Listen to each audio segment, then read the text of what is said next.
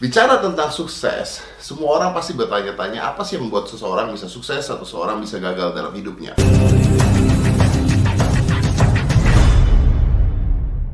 Hello there smart people, welcome to my YouTube for one more time. Kita semua tahu bahwa semua orang pasti ingin menjadi orang yang sukses. Nggak ada orang dari lahir lalu diceritakan Anda hidup akan menjadi susah atau cita-citanya jadi orang susah. No one want that. Everybody want to be a successful person. Bicara tentang sukses, semua orang pasti bertanya-tanya apa sih yang membuat seseorang bisa sukses atau seseorang bisa gagal dalam hidupnya. Pertanyaan ini menggelitik para psikolog di dunia. So beberapa saat yang lalu ada perkumpulan psychologist yang meneliti tentang hal ini. Jadi perkumpulan ini meneliti tentang orang-orang yang sukses dalam hidupnya, kerjaan bagus dan sebagainya. B, orang-orang yang gagal dalam hidupnya, yang akhirnya pelariannya ke narkoba, minum-minuman keras dan sebagainya. Mereka berpikir, apa sebenarnya yang membedakan antara orang sukses dan orang yang tidak sukses? Sebelum saya cerita, saya tanya dulu pada Anda. Menurut Anda, apa yang membuat seseorang bisa sukses dan apa yang membuat seseorang bisa gagal dalam hidupnya? Faktor apa? Kalau Anda mengatakan bahwa pendidikan, faktor keluarga, faktor ekonomi, pendidikannya jelek,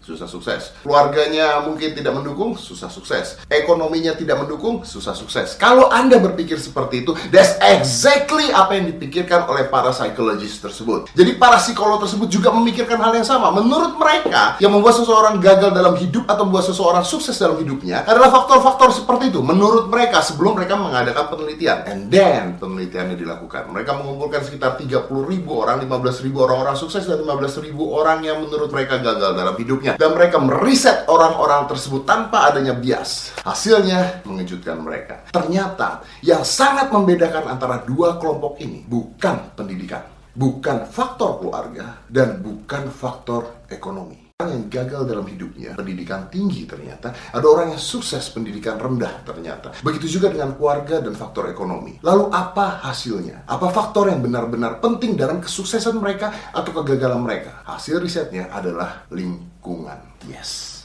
lingkungan. Ternyata lingkungan sangat amat mempengaruhi kehidupan orang ke depannya. Which makes sense, you know? Kalau misalnya Anda berkumpul atau bergaul dengan orang-orang yang suka minum minuman keras, lama-kelamaan Anda akan juga ikut minum minuman keras. Kalau misalnya Anda bergaul dengan orang-orang yang hidupnya sehat atau olahraga, lama-lama Anda juga akan merubah gaya hidup Anda menjadi sehat dan olahraga seperti teman-teman kalian di lingkungan kalian. Kalau Anda ngumpulnya dengan orang-orang yang tidak sukses dalam hidupnya, yang stres, gagal, dan sebagainya, Anda akan masuk dalam pikiran Anda bahwa hal tersebut wajar. Kalau Anda berkumpul dengan orang-orang yang berhasil dalam hidupnya, that will change your life. Yes, I know. The question is adalah, mana caranya merubah lingkungan? Gimana caranya saya cari teman yang kaya, yang sukses, yang berhasil dalam hidupnya? Of course, you can. Jadi kalau lingkungan Anda saat ini menurut Anda negatif, your job is keluar dari lingkungan tersebut. Karena hidup kita ini seperti warna. Kalau Anda masuk ke dalam sebuah lingkungan baru, Anda bisa diwarnai oleh lingkungan itu. Kecuali Anda bisa merubah warna dari lingkungan itu.